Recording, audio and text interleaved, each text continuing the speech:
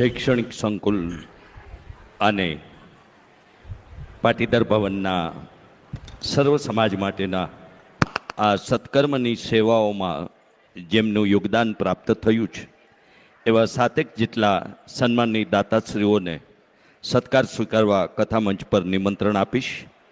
ઉમિયા પરિવાર ચેરિટેબલ ટ્રસ્ટના સૌથી પાયાના ટ્રસ્ટી ઉમિયાધામ સિત્સરના પણ જેવો ટ્રસ્ટી છે અને વડીલ અને આજ્ઞાંકિત એવા મુરબી વિઠ્ઠલભાઈ માકડિયાને વિનંતી કરું કે આપ ઠાકોરજીનું દર્શન પૂજન કરી આપની આ ઉમદા સેવાઓ અને આપના આ દાનની એ સેવાના ઉપલક્ષમાં આપ પરિવારનો સત્કાર ભાવ આપ પૂજ્ય દાદાના કરકમળોથી સ્વીકાર કરશું તેવી વિનંતી છે.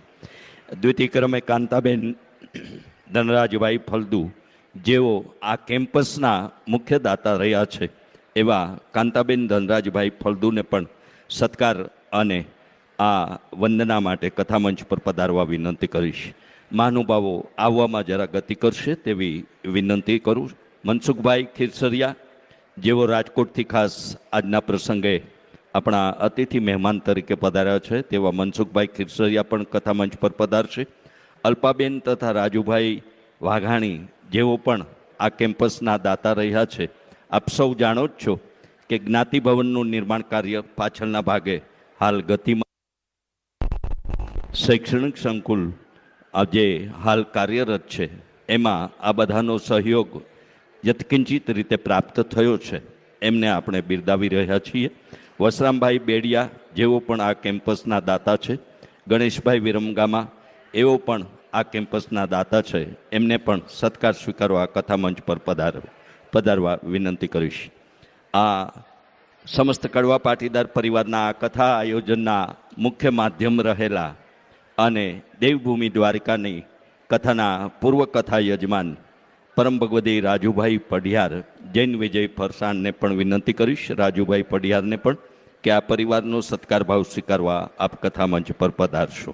પ્રથમ દિવસની જ્ઞાન સત્ર વિરામની આરતીમાં પરમ ભગવદી હિતેશભાઈ ખાંટ, પરમ ભગવદી મુકેશભાઈ કાસુંદ્રા અને પરમ ભગવદી રાજુભાઈ બોડા આ ત્રણેય પરિવારના પરિવારજનો આ વડીલો સાથે પ્રથમ દિવસના જ્ઞાન સત્ર વિરામની આરતી માટે કથામંચ પર પધારશે તેવી વિનંતી છે. દ્વિતીય દિવસના જ્ઞાન સત્રમાં ફરી આવતીકાલે બપોરે 4 વાગે આપણે ફરી મળીએ એવી મા ઉમિયાના ચરણોમાં, ભાગવત ભગવાનના ચરણોમાં પ્રાર્થના સાથે આજના પ્રથમ કથા સત્રના સાક્ષી બનેલા સૌનો કડવા પાટીદાર પરિવાર વતી હૃદયપૂર્વક આભાર વ્યક્ત કરતા આવતીકાલે પણ સૌને પધારવાના નિમંત્રણ સાથે રાધે રાધે ઓફિશિયલ યુટ્યુબ ચેનલના જીવન પ્રસારણના માધ્યમથી પણ આપ આ કથા રસનું પાન કરી શકો છો અને એ ચેનલ આપને લાઈક અને સબસ્ક્રાઈબ કરવાનો પણ અનુરોધ કરીશ. કથામંચ પર આવવા માટે સૌને ઝડપથી આવવાની વિનંતી કરીશ. આરતીમાં સહભાગી થનારા પરિવારજનો પણ કથામંચ પર આવી જશે જેથી સમયની બચત થશે અને અન્ય મહાનુભાવોનો જે સત્કાર સંપન્ન થાય છે એ શક્ય હોય તો ડાબા હાથથી પ્રસ્થાન કરી અને પોતાનું યોગ્ય સ્થાન લેશે તેવી વિનંતી છે. સૌના સહિયારા પ્રયત્નોના સત્સંગ યજ્ઞના આપણે સૌ સાક્ષી બની રહ્યા છીએ. વળી અધિક માસમાં અધિક ફળ આપનારું આવું સત્સંગ યજ્ઞનું સદભાગીપણું અને સાક્ષીપણું આપણને મળ્યું છે એ પણ આપણા સૌ માટે ખૂબ ગૌરવ અને સૌભાગ્યની એ ઘડી ગણી શકાય. અને એવા સત્સંગમાં ફરી આવતીકાલે 4 વાગે આપણે મળીએ. આવો પ્રથમ દિવસની આરતી સંપન્ન કરીએ. સૌને જય શ્રી કૃષ્ણ. રાધે રાધે.